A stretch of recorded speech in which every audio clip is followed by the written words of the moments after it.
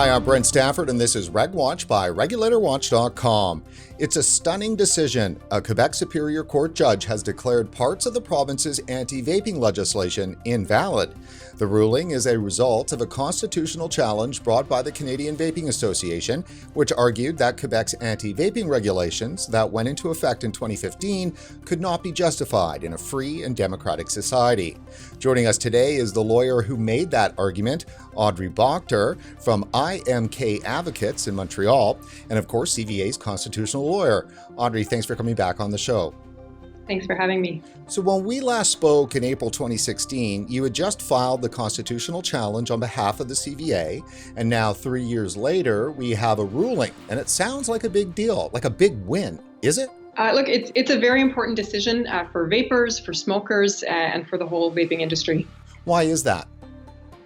The decision is really it's the first major decision about vaping, and I think it's important for a number of reasons, including most importantly the factual findings, which clearly state that vaping is a less harmful alternative to smoking that can help smokers quit. And that's huge. So look, I'd like to dive deeper into the ruling, but first walk us through the provisions of the Act that were being challenged and why. Sure. So the Canadian Vaping Association presented a pretty targeted challenge. As you know, the CVA has always been in favor of some form of regulation of the industry, as long as that regulation is fair and allows vaping to be, promoted as a harm reduction product. So we really focused on two aspects of the law.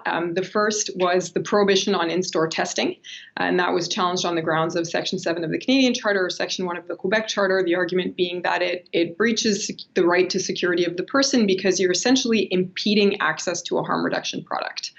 The evidence out there shows that the smoker's first contact and first experience with the harm reduction product is quite determinative in their success for actually transitioning to vaping, and that depriving store owners of the ability of actually letting smokers try the product and teaching them how to use it properly was actually impeding their chances of success.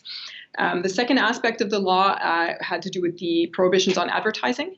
Some advertising was permitted, but it was so restrictive that it essentially prevented the vaping industry from getting the message out and actually targeting that message to adult smokers who are the ones who need the information. So how was the harm reduction argument then made in court? The harm reduction argument was made through both our fact witnesses and our expert witnesses. We had vapers and vape shop owners come before the court and actually tell their stories. Vapers who were former smokers who had tried everything under the sun to try to quit, and vaping was the first thing that worked for them.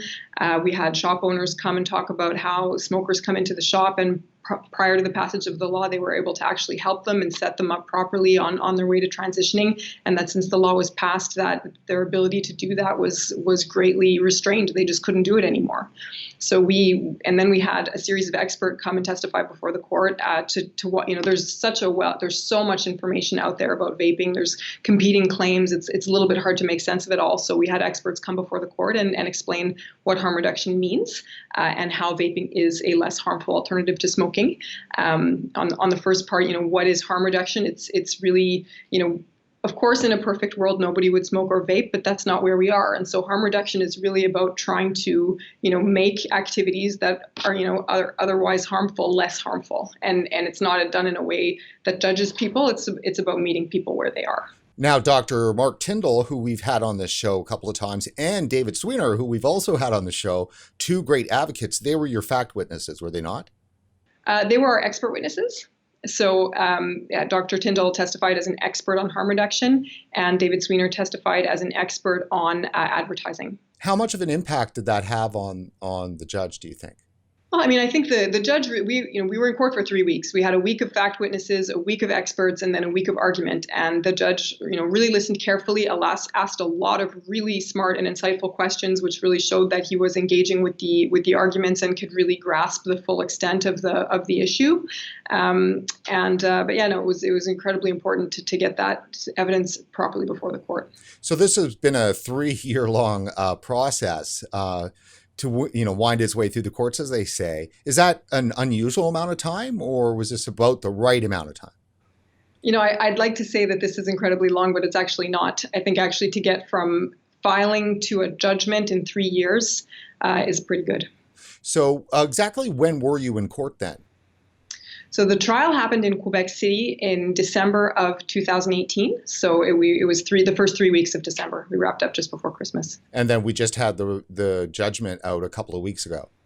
Yeah, which is also quite efficient. The judge had said at the end of the hearing that he expected it to take roughly 4 months, and he was right on schedule. In the ruling, obviously being in French, and I did take your advice on Google Translate and give it a little bit of a perusal, but if you could help our audiences understand a bit more on the harm reduction side, because I know that's like the key thing. Did the judge actually reference harm reduction in his ruling?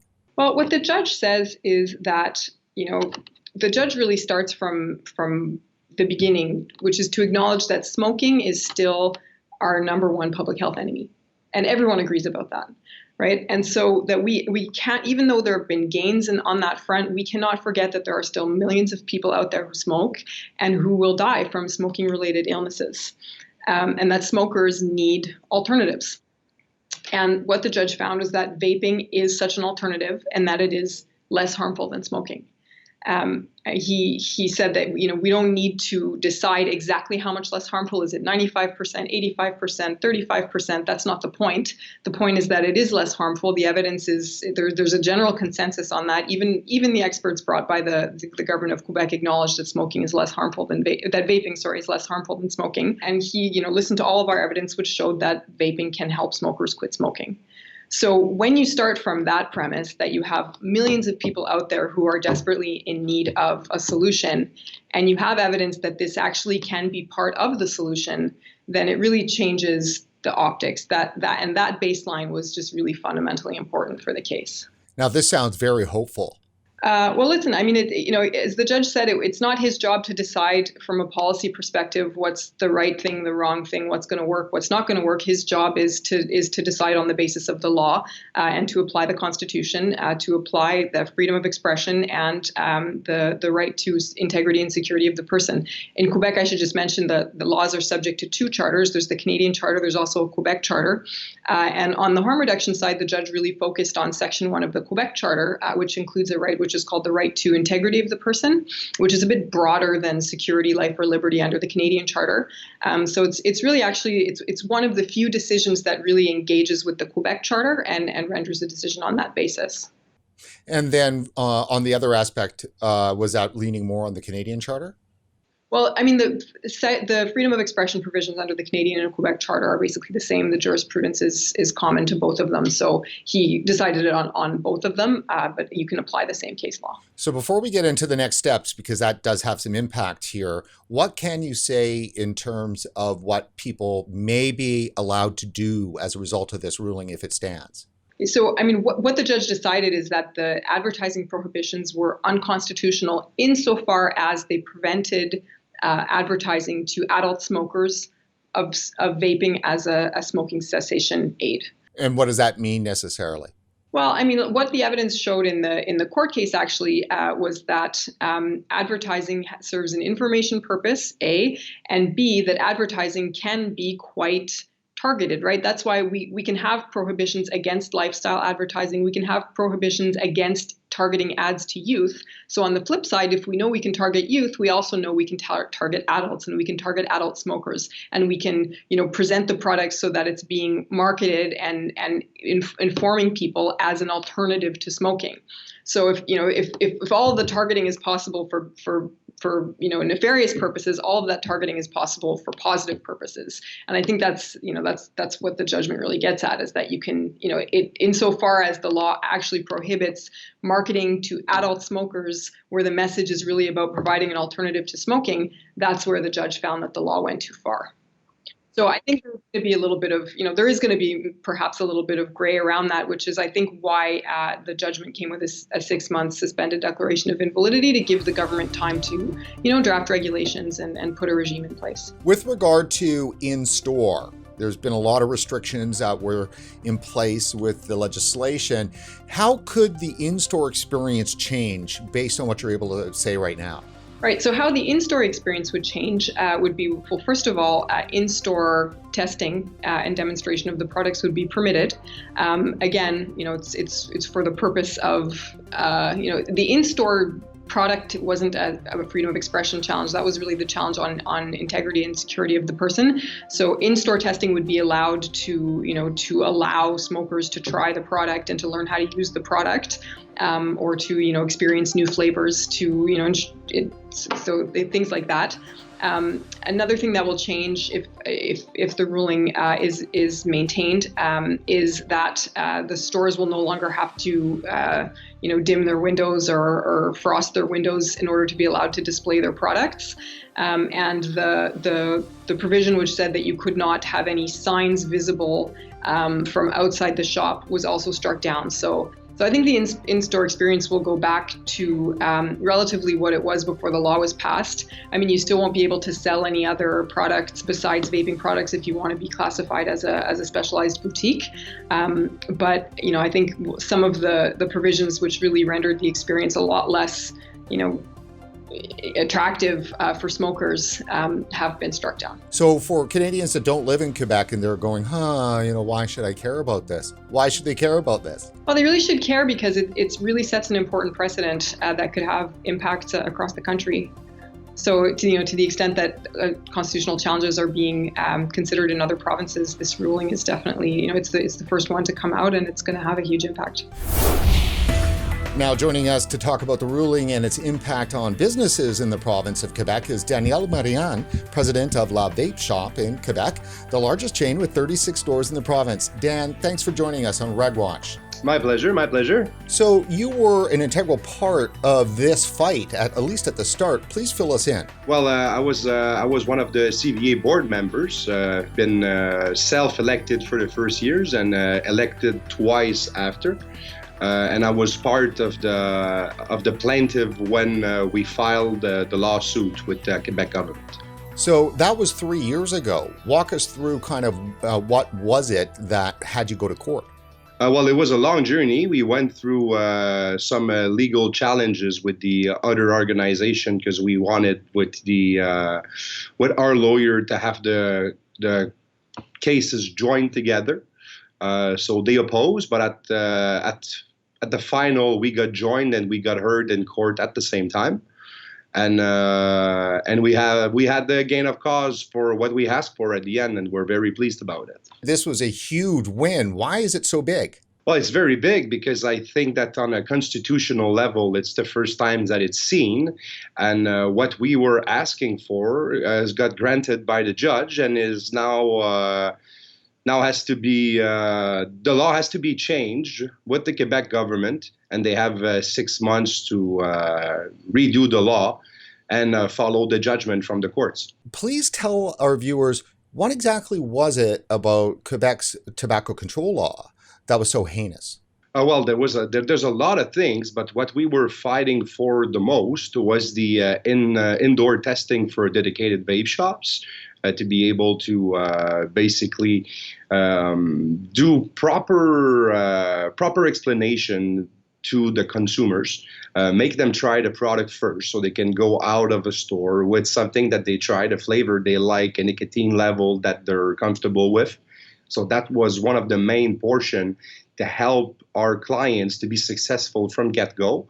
And as well, the promotion, because right now in Quebec, there's absolutely no promotion outside or inside the store that is allowed.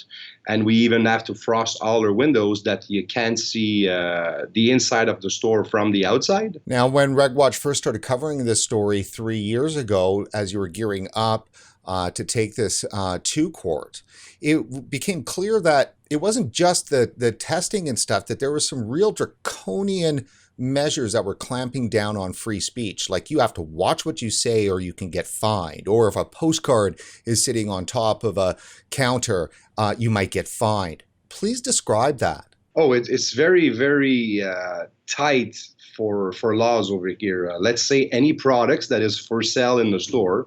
If I'm cleaning stuff around and I would forget a bottle of liquid on the counter, if an inspector comes in and he can actually touch a product with his finger, you get fined. How much of a fine? It goes in the $4,000. About everything you get for fines is around $4,000.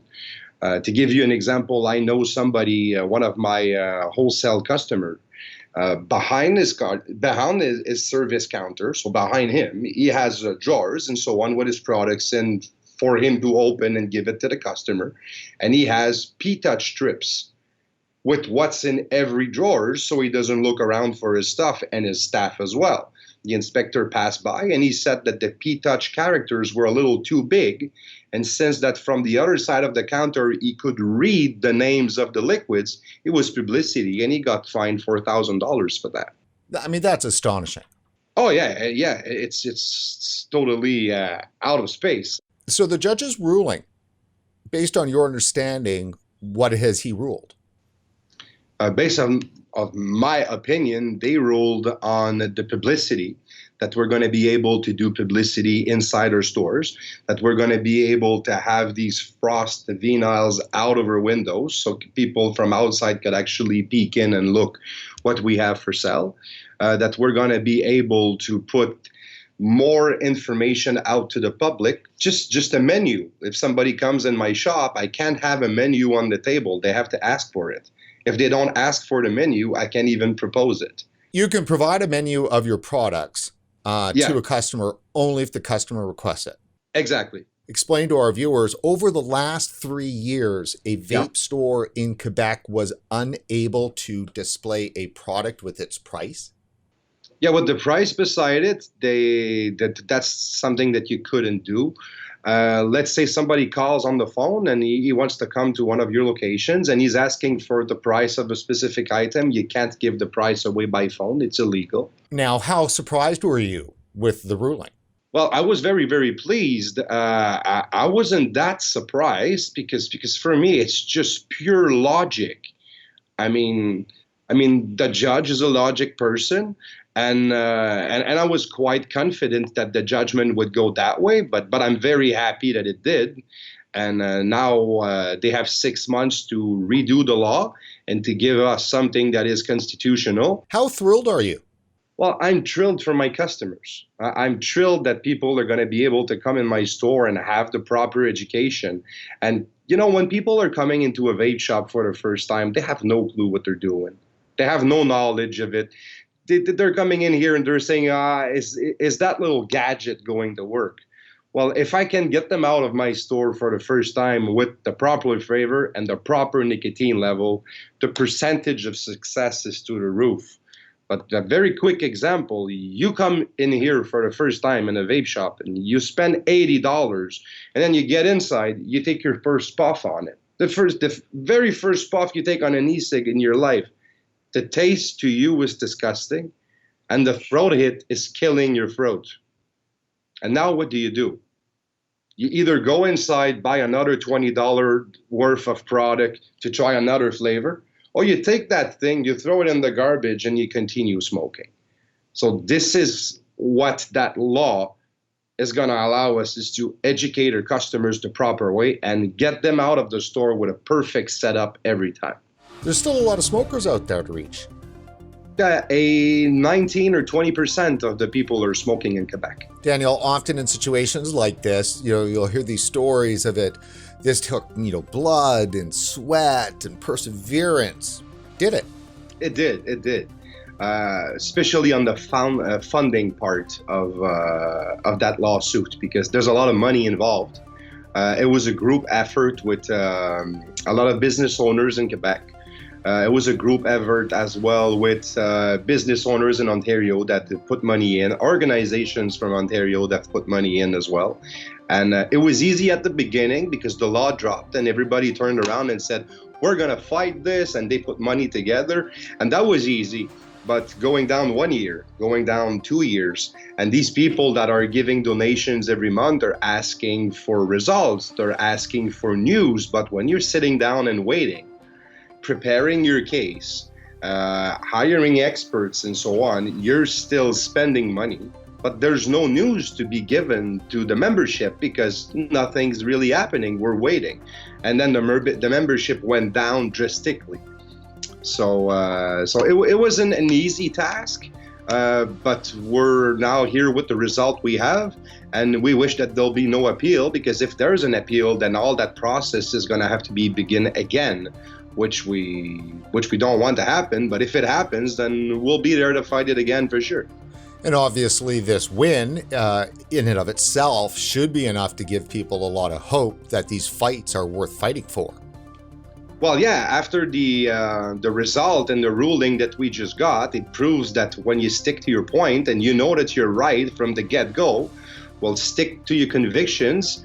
I would say, I can say that, put your money where your mouth is for a lot of people here in Quebec, because there's a lot of free riders that they didn't contribute, but they're going to get the positive effect of the work. So if ever that goes to appeal, and these guys are how can I say, hearing this, well, we'll need you as well going forward. And I guess for the rest of the vapors out there in the world that live in countries as fortunate as we are in Canada, and like the US, who have constitutions and so forth, there should be a message here in terms of like, go out and fight this stuff. Yeah, well, I guess we're setting up an example for everybody to stand up for the convictions and say, hey, we have the right for a safer alternative, and we have the right to push and to say that our product is good, and that people deserve to be able to have a safer alternative in life.